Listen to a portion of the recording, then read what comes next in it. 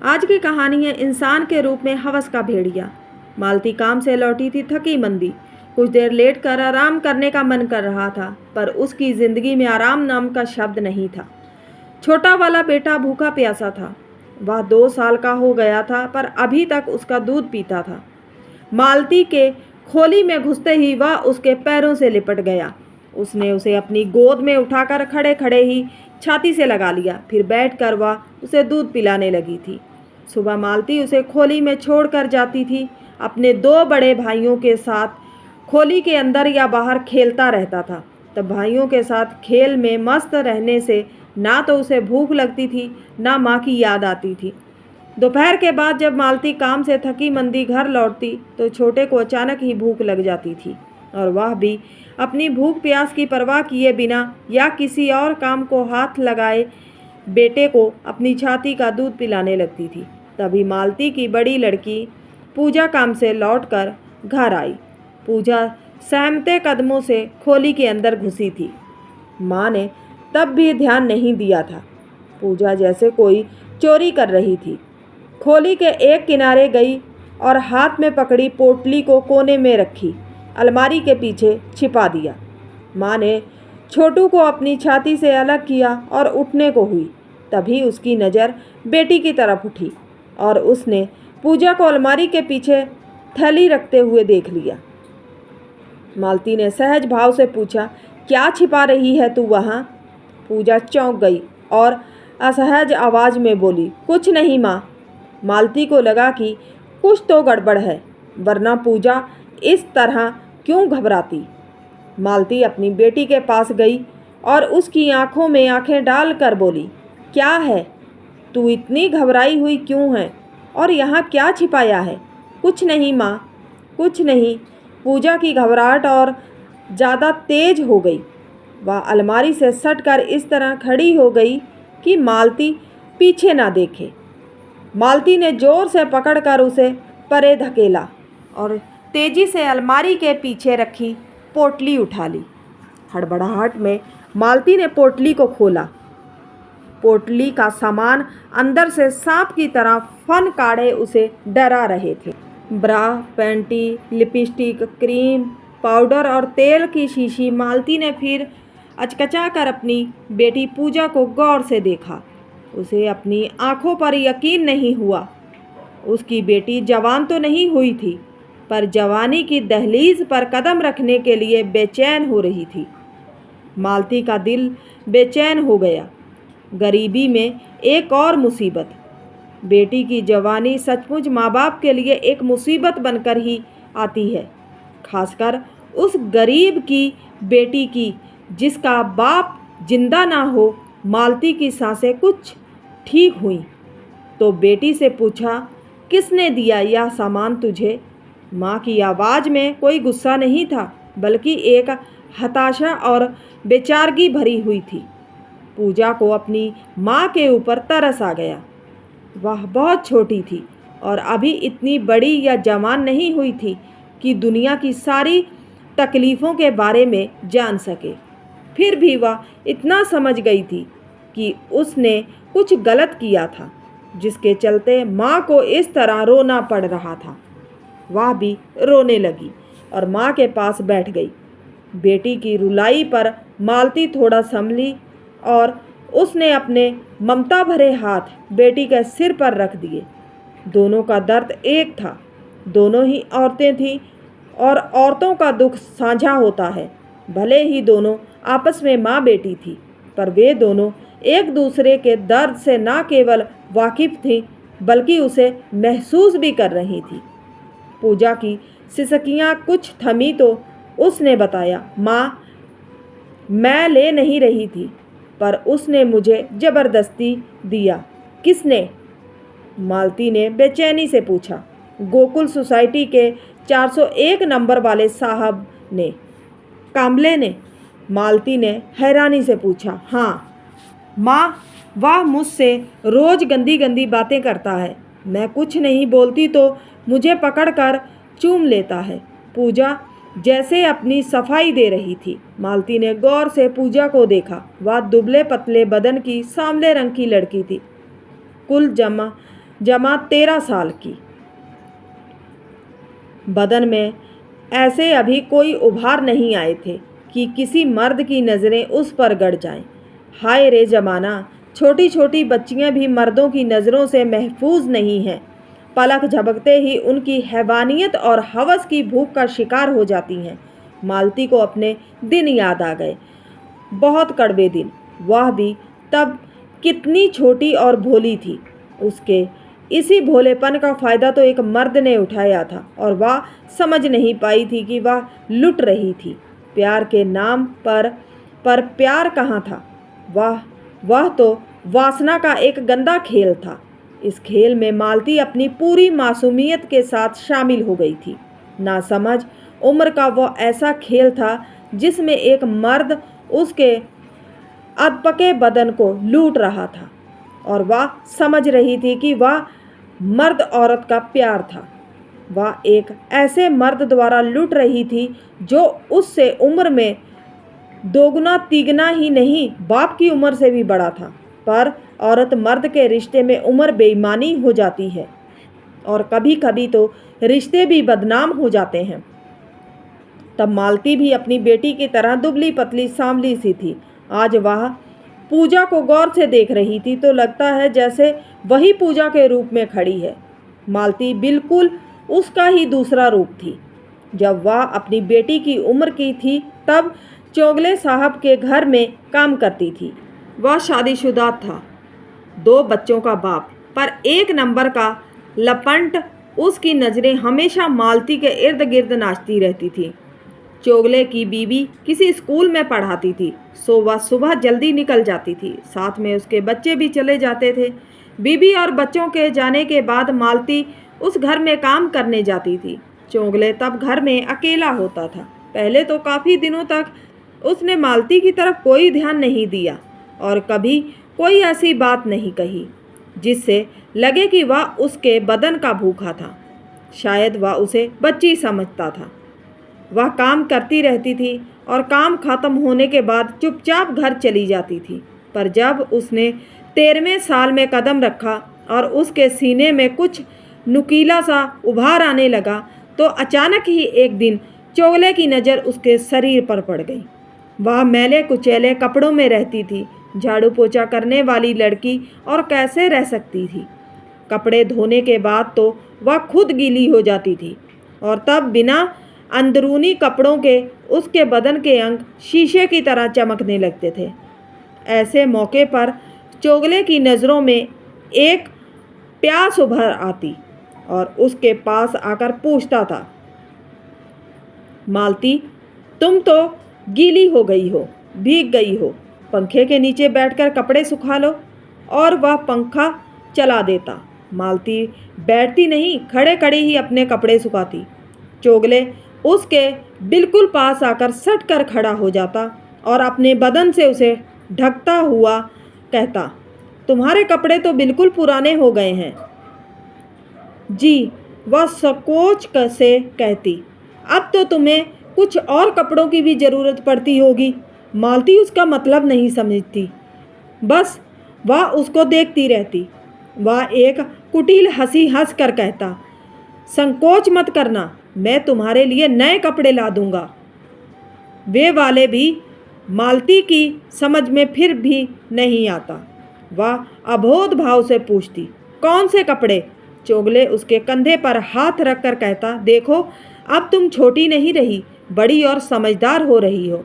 ये जो कपड़े तुमने ऊपर से पहन रखे हैं, इनके नीचे पहनने के लिए भी तुम्हें कुछ और कपड़ों की ज़रूरत पड़ेगी। शायद जल्दी ही। कहते कहते उसका हाथ उसकी गर्दन से होकर मालती के सीने की तरफ बढ़ता और वह शर्म और संकोच से सिमट जाती। इतनी समझदार तो वह हो ही गई थी। चोगले की मेहनत रंग लाई। धीरे धीरे उसने मालती को अपने रंग में रंगना शुरू कर दिया। चोगले की मीठी मीठी बातों और लालच में मालती बहुत जल्दी फंस गई। घर का सूनापन भी चोगले की मदद कर रहा था और मालती की चढ़ती हुई जवानी उसकी मासूमियत और भोलेपन ने ऐसे गुल खिलाया कि मालती जवानी के पहले ही प्यार के सारे रंगों से वाकिफ़ हो गई थी। तब मालती की माँ ने उसमें होने वाले बदलाव के प्रति उसे सावधान नहीं किया था। ना उसे दुनियादारी समझाई थी, ना मर्द के वेश में छिपे भेड़ियों के बारे में उसे किसी ने कुछ बताया था। भेद तब खुला था जब उसका पेट बढ़ने लगा। सबसे पहले उसकी माँ को पता चला था। वह उल्टियाँ करती तो माँ को शक होता, पर वह इतनी छोटी थी कि माँ को अपने शक पर भी यकीन नहीं होता था। यकीन तो तब हुआ जब उसका पेट तनकर बड़ा हो गया। माँ ने मारपीट कर पूछा, तब बड़ी मुश्किल से उसने चोगले का नाम बताया। बड़े लोगों की करतूत सामने आई, पर तब चोगले ने भी उसकी मदद नहीं की थी और दुत्कार कर उसे अपने घर से भगा दिया था। बाद में एक नर्सिंग होम में ले जाकर माँ ने उसका पेट गिरवाया था। अपना बुरा समय याद करके मालती रो पड़ी। डर से उसका दिल कांप उठा। क्या समय उसकी बेटी के साथ भी वही खिलवाड़ करने जा रहा था जो उसके साथ हुआ था? गरीब लड़कियों के साथ ही ऐसा क्यों होता है कि वे अपना बचपन भी ठीक से नहीं बिता पाती और जवानी के तमाम कहर उनके ऊपर टूट पड़ते हैं। मालती ने अपनी बेटी पूजा को गले से लगा लिया। जो कुछ उसके साथ हुआ था वह अपनी बेटी के साथ नहीं होने देगी। अपनी जवानी में तो उसने बदनामी का दाग झेला था, माँ बाप को परेशानियाँ दी थी। या तो केवल वह या उसके माँ बाप ही जानते थे कि किस तरह उसका पेट गिरवाया गया था, किस तरह गांव जाकर उसकी शादी की गई थी, फिर कई साल बाद कैसे वह अपने मर्द के साथ वापस मुंबई आई थी और अपने माँ बाप के बगल की खोली में किराए पर रहने लगी थी। आज उसका मर्द इस दुनिया में नहीं था। 4 बच्चे उसकी और उसकी बड़ी बेटी की कमाई पर जिंदा थे। पूजा के बाद 3 बेटे हुए थे, पर तीनों अभी बहुत छोटे थे। पिछले साल तक उसका मर्द फैक्ट्री में हुए एक हादसे में जाता रहा। पति की मौत के बाद ही मालती ने अपनी बेटी को घरों में काम करने के लिए भेजना शुरू किया था। उसे क्या पता था कि जो कुछ उसके साथ हुआ था एक दिन उसकी बेटी के साथ भी होगा।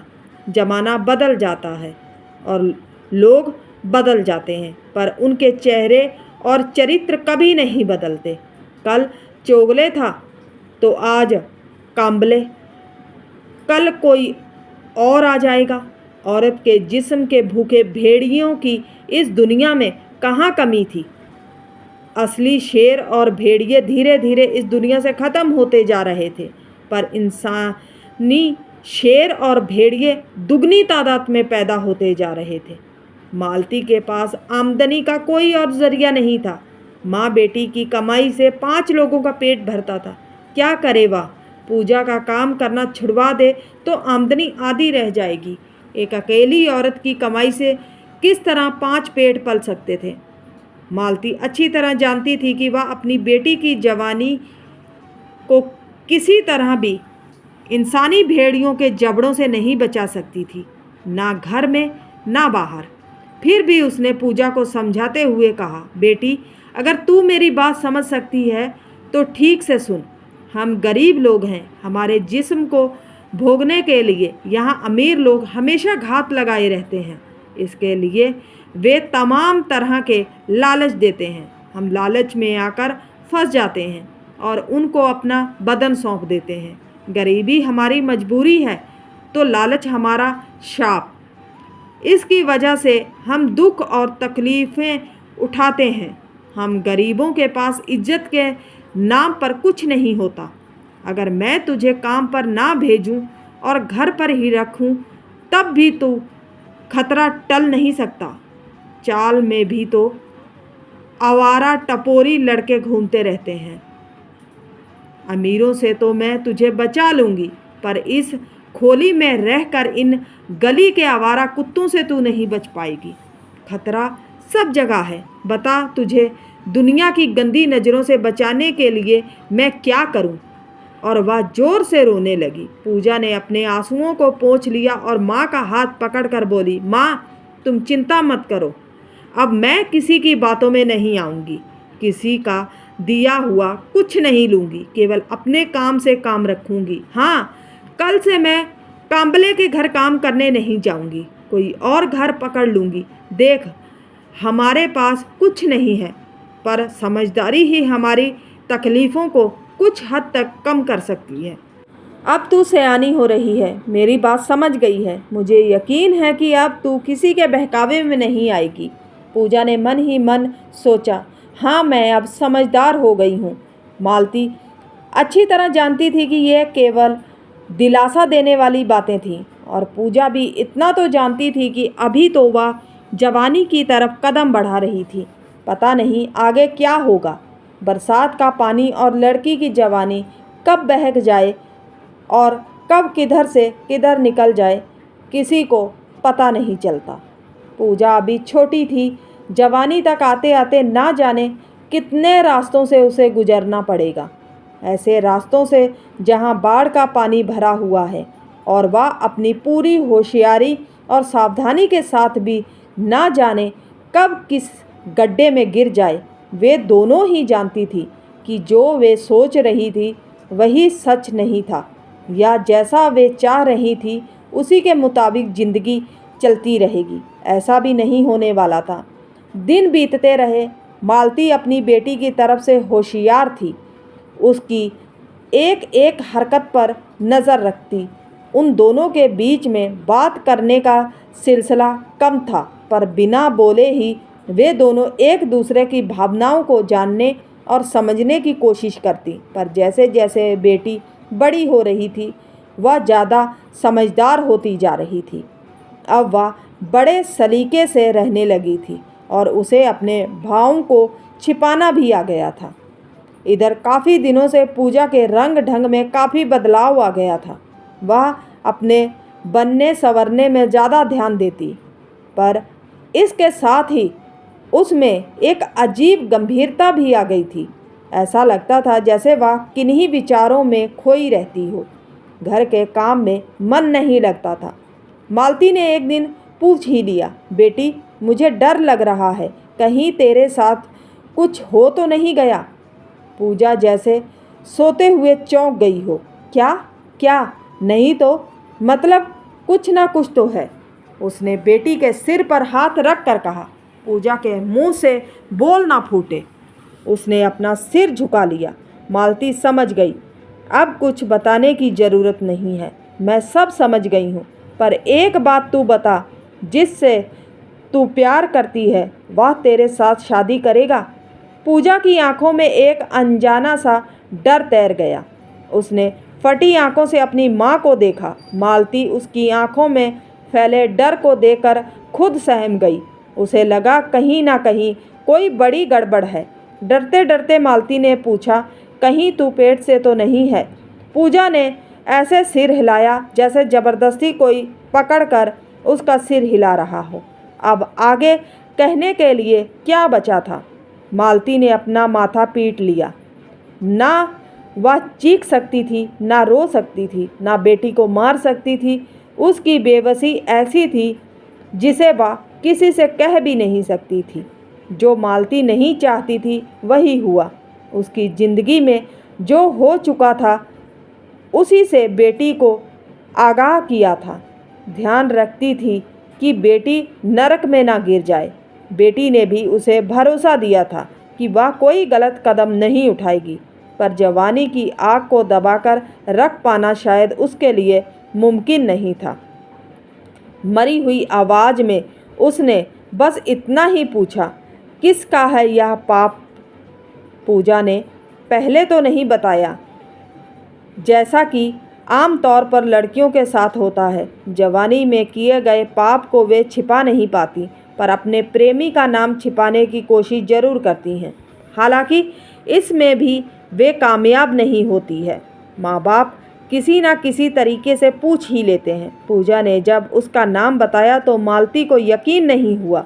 उसने चीख कर पूछा, तू तो कह रही थी कि कांबले के यहाँ काम छोड़ देगी? माँ, मैंने तुझसे झूठ बोला था। मैंने उसके यहाँ काम करना नहीं छोड़ा था। मैं उसकी मीठी मीठी और प्यारी बातों में पूरी तरह भटक गई थी। मैं किसी और घर में भी काम नहीं करती थी, केवल उसी के घर जाती थी। वह मुझे खूब पैसे देता था, जो मैं तुम्हें लाकर देती थी कि मैं दूसरे घरों में काम करके ला रही हूँ ताकि तुम्हें शक ना हो।